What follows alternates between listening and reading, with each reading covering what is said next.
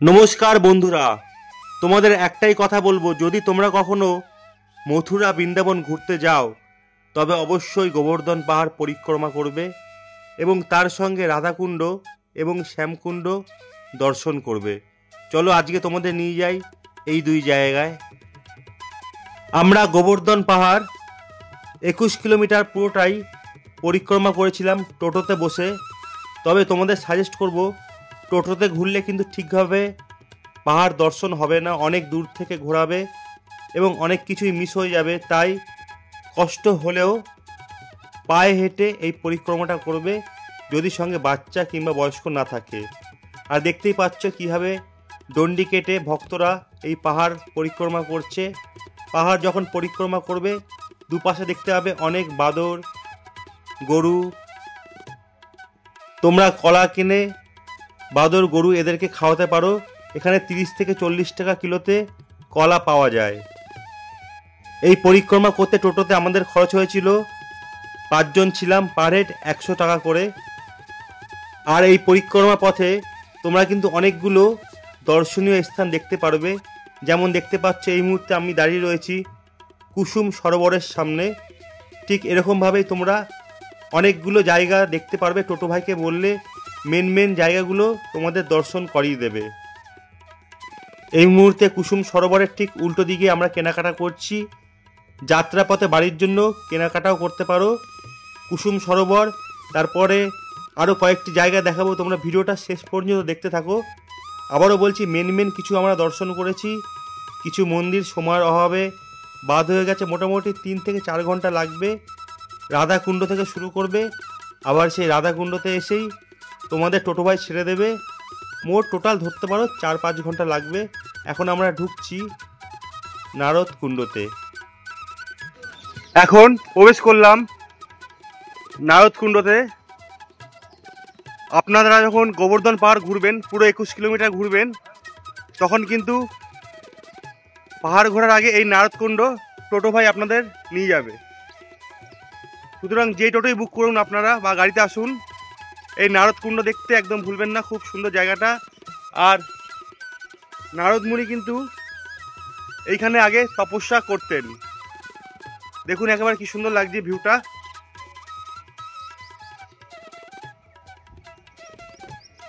গোবর্ধন পাহাড় পরিক্রমা, তার সঙ্গে নারদ কুণ্ড ভ্রমণ। আর আমার ভিডিও ভালো লাগলে অবশ্যই লাইক করবেন, চ্যানেলটা সাবস্ক্রাইব করবেন। সত্যি কথা বলতে যতই দেখছি ততই মুগ্ধ হয়ে যাচ্ছি, এত সুন্দর জায়গা। তাই আবারও বলছি, গোবর্ধন পাহাড় পরিক্রমা এবং তার সঙ্গে সঙ্গে বিভিন্ন দর্শনীয় স্থানগুলো দর্শন করতে হবে। হাতে একটু সময় নিয়ে আসতে হবে। যেমন নারদকুণ্ডে আমরা রয়েছি। যারা ভাবছেন বৃন্দাবন আসবেন, 1 দিন 2 দিন ঘুরে সব দেখে যাবেন, কখনোই সম্ভব নয়। বৃন্দাবন এমনই একটা জায়গা, কম করে 7 থেকে 10 দিন থাকতে হবে। তাহলে বৃন্দাবন, মথুরা, রাধারানীর বাড়ি সব কিছু দেখতে পারবেন। এবার যাত্রাপথে আমরা চলে আসলাম প্রাচীন মন্দির দর্শন করতে। আমরা যেই মন্দিরে যাচ্ছি সেখানেই রাধাকৃষ্ণর গান হচ্ছে। কপিরাইটের জন্য আমি ব্যাকগ্রাউন্ডে গানগুলো মিউট করে রেখেছি। মন্দিরের ভিতরে ক্যামেরা নিষিদ্ধ, তাই ভিতরটা দেখাতে পারলাম না। পরবর্তী আরেকটি মন্দিরে আমরা প্রবেশ করছি। গোবর্ধন পাহাড় যখনই আপনারা পরিক্রমা করবেন টোটোতে করে, দুপাশে এই যে মন্দিরগুলো আপনারা দেখবেন, কিন্তু পাহাড়টা ঠিকভাবে দেখতে পারবেন না, যেহেতু অলিগলি, পাহাড় থেকে অনেকটা দূরে রাস্তা, এঁকে বেঁকে যাবে। সেই জন্য আবারও বলছি, হেঁটে পরিক্রমা করবেন। আর টোটোতে করলে এই মন্দিরগুলো কিন্তু দর্শন করতে পারবেন, এটাও বেশ ভালো। এখানে ভোগ প্রসাদের ব্যবস্থা রয়েছে এবং কিছু কিছু মন্দির এমন রয়েছে যেখানে চাইলে আপনারা স্নানও করতে পারেন।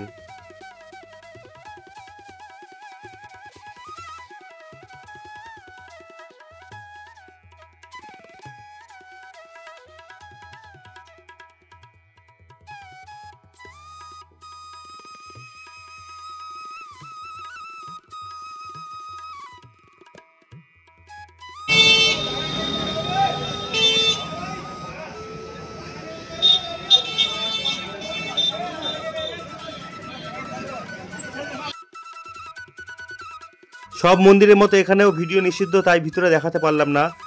তবে বাইরে থেকে কৃষ্ণ যে আঙুলে করে গোবর্ধন পাহাড় তুলেছিল সেই দৃশ্যটা পুতুলের আকারে রয়েছে, দেখতে কিন্তু খুব ভালো লাগলো। টোটো করে আবার বেরিয়ে পড়লাম গোবর্ধন পাহাড় পরিক্রমা করতে। দেখতেই পাচ্ছেন আমাদের টোটো ছুটে চলেছে, দুপাশে ভক্তগণ হেঁটে হেঁটে চলেছে। হেঁটে হেঁটে এই 21 কিলোমিটার পরিক্রমা করবে। আর পথের দুধারে অসংখ্য বাদর, খুব সুন্দর পরিবেশ, না আসলে বলে বোঝানো যাবে না এখানকার মাহাত্ম্য। খুব ভালো লাগবে, তাই হেঁটেই হোক কিংবা টোটোতে বৃন্দাবনে এসে এই গোবর্ধন পাহাড় পরিক্রমা করতেই হবে। মাঝে আমাদের 2-1 বার দাঁড় করাবে, সেখান থেকে আমরা পাহাড় ধরবো, ছুঁয়ে দেখব। তবে টোটাল খুব সুন্দর হয়েছে আমাদের এই ভ্রমণ। মথুরা বৃন্দাবনে আরও কিছু ভিডিও আসবে, তাই চ্যানেলটা সাবস্ক্রাইব করে রাখতে পারেন। চলুন এখন আমরা ঘুরি গোবর্ধন পাহাড়।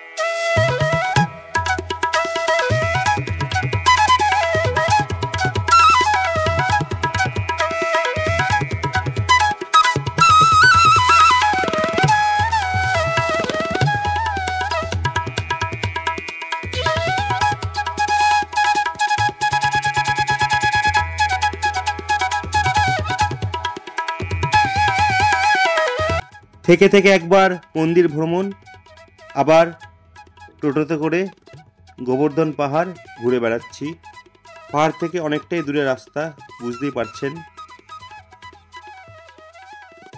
এবার পরবর্তী আমাদের গন্তব্য রাধাকুণ্ড, শ্যামকুণ্ড।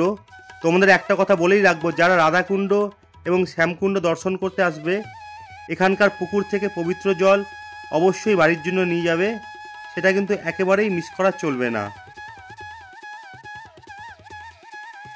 আর ঢুকতে দুপাশে দেখে নিলাম অসংখ্য ছোট ছোট দোকান, যেখানে পুজোর জন্য প্রয়োজনীয় সামগ্রী পেয়ে যাবে।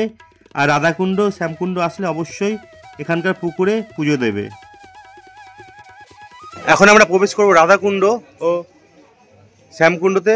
ওই যে গেট, চলুন এই গেট থেকেই দেখাই রাধাকুণ্ড, শ্যামকুণ্ড। আমি এই মুহূর্তে দাঁড়িয়ে রয়েছি রাধাকুণ্ডর ঠিক সামনে। এই যে রাধাকুণ্ড, রাধারানী তার হাতের চুড়ি দিয়ে গর্ত করেছিল দাপট যুগে। পরবর্তীকালে সেই জায়গাটি বিশাল কুণ্ডের আকার ধারণ করে, যা বর্তমানে রাধাকুণ্ড নামে পরিচিত। রাধাকুণ্ড এবং শ্যামকুণ্ড পাশাপাশি একেবারে দুটি পবিত্র কুণ্ড। কোনো ভক্ত যদি এই দুটো কুণ্ডের যে কোনো একটি কুণ্ডতে স্পর্শ করে কোনো মনোকামনা করেন, তবে কিন্তু সেই মনোকামনা বিফলে যায় না। তাই দূর দূর থেকে ভক্তরা এই রাধাকুণ্ড এবং শ্যামকুণ্ড দর্শন করতে আসেন। আর শ্যামকুণ্ড তৈরি হয় একবার নারদ মুনির কথা মতো শ্রীকৃষ্ণ তার বাঁশি দিয়ে একটি জায়গায় খনন করেন, পরে সেই জায়গাটি বিশাল কুণ্ডের আকার ধারণ করে এবং শ্যামকুণ্ড নামে পরিচিত হয়। আজকের মতো এখানেই শেষ বন্ধুরা। তাই তোমাদের কাছে রিকোয়েস্ট করব, কখনো মথুরা বৃন্দাবন ঘুরতে আসলে অবশ্যই গোবর্ধন পাহাড় এবং এই রাধাকুণ্ড, শ্যামকুণ্ড ঘুরতে আসবে। ধন্যবাদ, ভালো থাকবে, রাধে রাধে।